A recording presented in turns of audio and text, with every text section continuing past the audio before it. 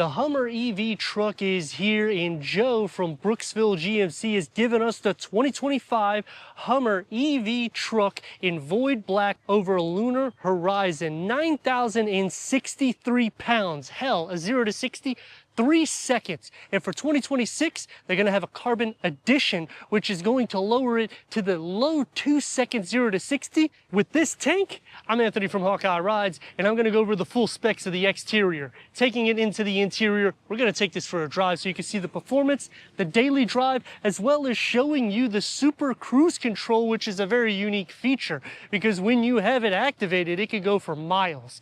Not only can it do that, but if there's a car in front of you, it will vibrate the seat, indicate the turn signal for you to go into another lane. When you indicate the signal, it will do the lane changing itself, indicate back, and it'll go back into that lane, continuing with your cruise control. One of the coolest EVs I would personally own, full LED headlights and daytime runnings. You get the Hummer, you get the LED fog lights, and the best part, 10.1 inches of clearance or up to 15.9 inches of clearance with extraction mode. Now the con to that is you can only go about 12 miles per hour.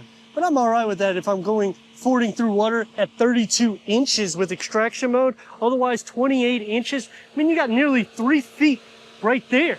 GMC badging, you get the front recovery hooks. The Cybertruck gets over 17.4 inches of clearance with their extraction mode, which when it comes to the Hummer EV, this is a military tank, and we're only getting 15.9 inches. I appreciate that we're getting that, and it is more than Rivian. However, GMC already knows the specs of Tesla and Rivian, so it should outperform them in every category. The front gets 11.3 cubic feet of storage as soon as it opens up.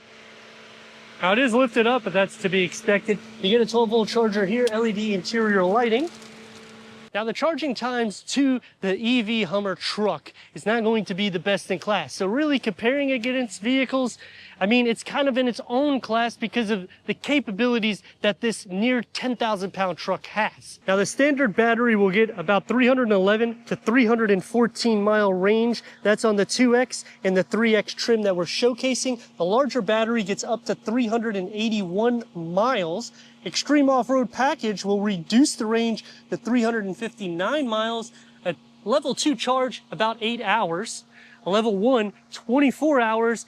And you can get 100 miles in about 10 minutes on a DC quick charge. Now, charging times, obviously, for the Cybertruck is going to be better than this. I mean, let's face it.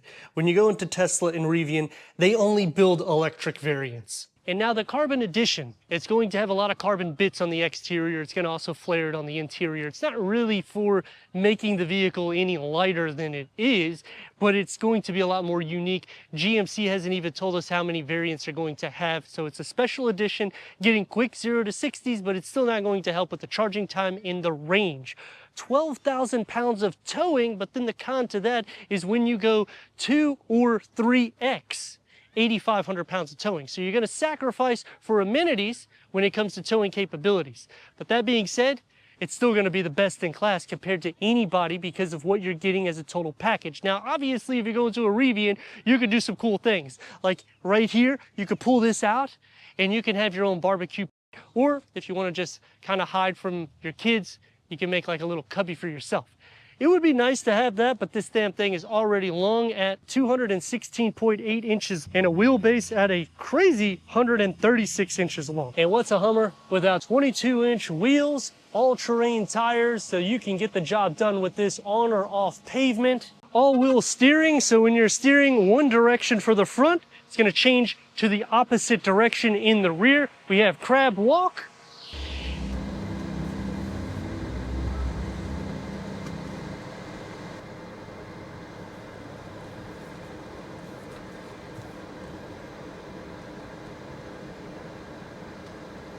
But with the Rivian, ground clearance is not going to be as much as this using the extraction mode.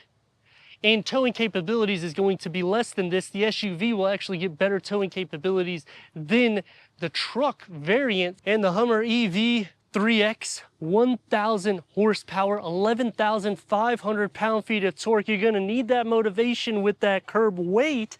Full LED taillights, you get the Hummer print. You do have some Easter eggs that's gonna be found throughout with the American flag on the side. The Hummer truck on the front windscreen. Front and rear parking sensors, a 360-degree reverse camera. This truck tackles everything. Yes, it's not gonna have as much range as a Rivian. The range does increase a little bit when it goes into the 2026 variant, but you're still getting around 300 miles. Charging times, I mean, it's an electric vehicle, and this is more of one of those exclusive clubs if you buy one of these. Hate to say like a real man's truck for the 21st century, but let me know your thoughts in the comments. Do you think it's worth over $100,000 for a Hummer EV truck, or should you just stick with an ICE? Power trunk, that's gonna go into 36.7 cubic feet of storage. It's 60.1 inches long. 21.7 inches is the depth, and it does have the multi-pro tailgate, which means the center area here will open up. So you push the button, you open this up, you can extend it out this way. You can open it up more so like this, and it'll extend out. Push the button again, now you have your staircase, and it can hold up to 375 pounds here, and I would definitely use this because you can fit an additional 1,485 pounds for your payload capabilities. LED interior lights, you get a home plug here. The key fob to the Hummer EV truck. 12-way power seat adjustment for the front. Heated, ventilated front seats, it's perforated. You get the Hummer EV. Soft materials, and it's everyday use with memory for the driver. You get the Hummer EV in the door card. It's going to be a step to get inside. One thing to note is that this all opens up. So it's basically like a T-top, and the same thing for the back. 14 speakers through Bose, and you got the 13.4 diagonal touchscreen. Let's fire it up.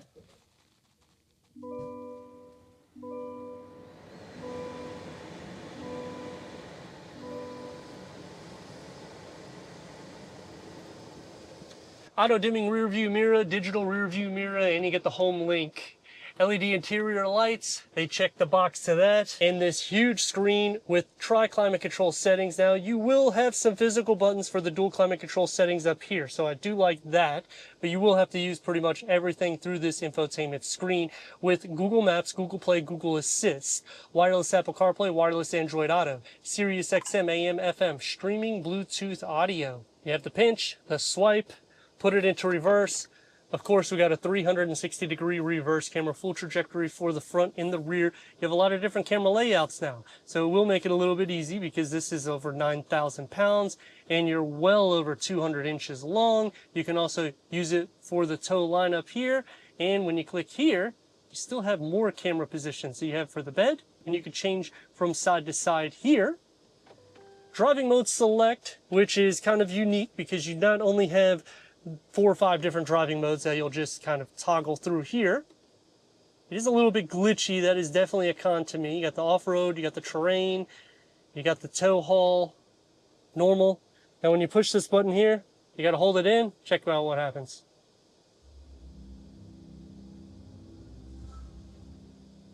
Crab walk, which means you're going to have the screen configuration so you can see the front and the sides, as well as 360-degree reverse camera. A con, though, is it doesn't cover up the whole screen. I do like that rocky moon look that comes in between, but it could still cover it.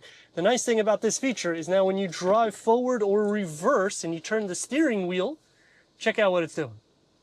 And look, you can see it on the infotainment screen. You can also see it outside. It's moving all of those wheels. And you got plenty of auxiliaries because you got a total of 6 through the infotainment screen. The air vents are going to be underneath here. You get a wireless charging pad. Now a con here is you can't close this with the wireless charging pad. You have to put the phone this direction, and as you're noticing, it's not charging the phone, but then it's more cleaned up. So you, I guess, can't get your cake and eat it too, especially if you have a larger phone than me, because the only way it's going to charge is putting it upright like this. So that way you can see. Not glossy black, so I appreciate that. You get charging ports, open up for your cup holders, and there isn't a pass-through. There is a full pass-through. Look how much extra space that you're getting inside the Hummer truck. You'll have the gold that brushes into the passenger side in the air vents, and check out the leg space that you have for the passenger occupants. You have a little storage here. This opens up and it's a pretty deep storage. This lifts up and it keeps just going down more and more. And don't forget, you have a 12-volt charger right here. Wrap steering wheel, it's heated, multi-function. We have Super Cruise Control, which is an amazing feature. Multi-function. There's the camera that's watching you, and the gauge cluster can go through an array of different content for the driver, including your sound system, your navigation, and you can change every single design on this. Adding the pitch and roll, you can have it at sport, which is what we'll probably leave it in. Off-road, which already adds the pitch and roll, and you can do the digital layout. Check out the leg space that you have for the front driver and the headroom. Look at this. I got at least 6 inches of headroom. That is crazy. I'm at 6'3". Grab handle, it makes it easy to get inside. But a con, no one touch up and down for all the windows. The storage is okay. You can fit about 3 bottles, but look at this thing. It literally opens up like a tank, making it easy for me. For the back seats, this is the opening that you have. Frameless windows. I like that. The door card is the same as the front. This color I'm not a huge fan of, and you can already see why, because it will stain. You can clean it off relatively easy as it's new. You got a beverage holder here, probably another beverage holder or some snacks. I'm going to utilize these grab handles to get inside. Storage behind both of the front seats. Third climate control, heated rear seats, USB ports. Home plug tucked underneath, and you have a huge storage tray that you could put a smartphone. Cup holders, you got a little area that you could probably put some mints with an armrest. Check out the leg space that you have. It's more or less carved out. You got probably 6 to 7 inches. Headroom, the same thing as basically the front. You're going to have a ton of it. These trucks, they're just lifted up enough to give you plenty of space. Leg space sitting into the center, which I probably wouldn't be doing. You're not going to be sharing feet, butt, leg, shoulder space. It's pretty much carved out for you on each side. Headroom becomes a little bit more tight. You only have maybe an inch. And these seats, of course, they have more storage. You can open it up and you put anything back here. If you have kids, I would put their electronics because sometimes my kids irritate me. You can also lift these seats up at a 60-40 split, and it's basically a flat floor, so you have storage even in the interior. You don't have to utilize the bed as much. Over 10 inches of clearance to nearly 16 inches of clearance, and you can see what that means. It scares everybody, even these Nissan Rogues. This is just a crazy vehicle. I mean, 1,000 horsepower out of the tri-motor setup, 11,500 pound-feet of torque, reaching 60, 3 seconds flat. And to beat that, when you go up into the 2026 variant, they are suggesting that it'll be in the low 2-second 0 to 60 speed. I think we still got it on crab walk, Issa. Yeah. We gotta take that off. Well, now you know what crab walk does, and we're gonna put it into a regular. Is that better? Oh shoot, it's still crab walk. Well, this is stupid. Now with this much horsepower and torque, I'm not really cared about motivation because we can get in front of anybody.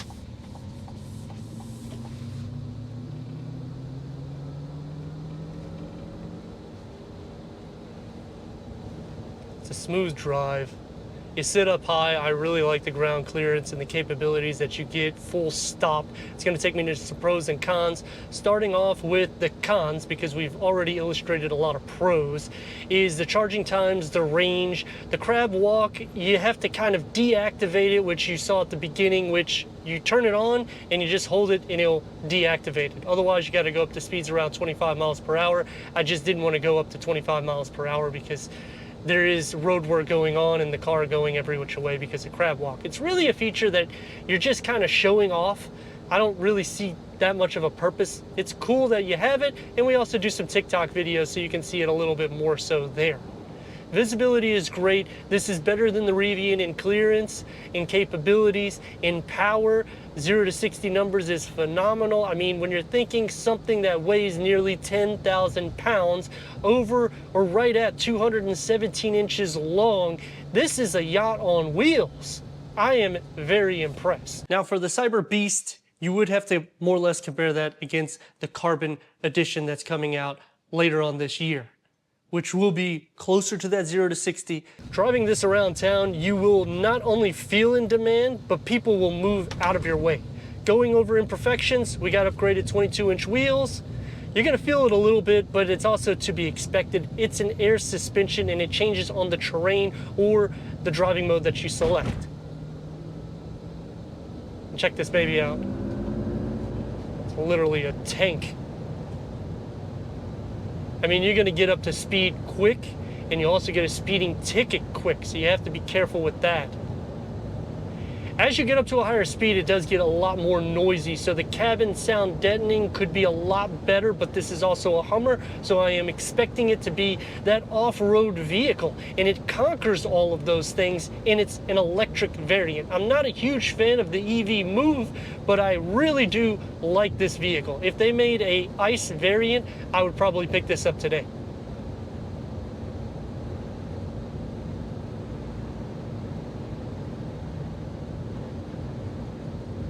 It's still a smooth driving vehicle, and because you have the rear axle steering, I mean literally you can turn this thing so easy, you barely have to turn it full, which makes the day in and day out a lot better because it's not just nearly 217 inches, it's also wider than the average vehicle, as you're noticing.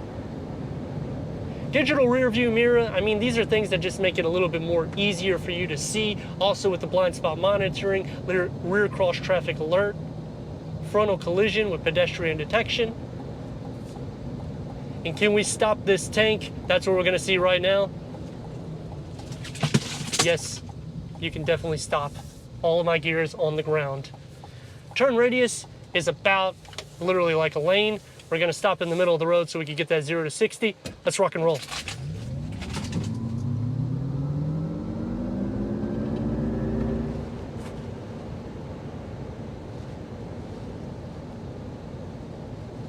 It is nothing like any electric vehicle you will ever experience. I mean, seriously speaking, when you drive this, it lifts up like you're getting ready to take off. The torque is immense. The horsepower does its job and it goes. It's not just quick, it's smooth, and it gives you that adrenaline that you really only get with, like, I would say a hard espresso. And at any given time, I mean, literally, like, I'm gonna slow down just to show you. You can also slow down by using the regenerative brake here. Now look at this. It's so fast, it literally just throws the vehicle around. Crazy numbers that you're getting. The only thing that GM really needs to work on is the charging time and getting the range up more. Then I would be like all over this today. It's just such an animal, I gotta do it again.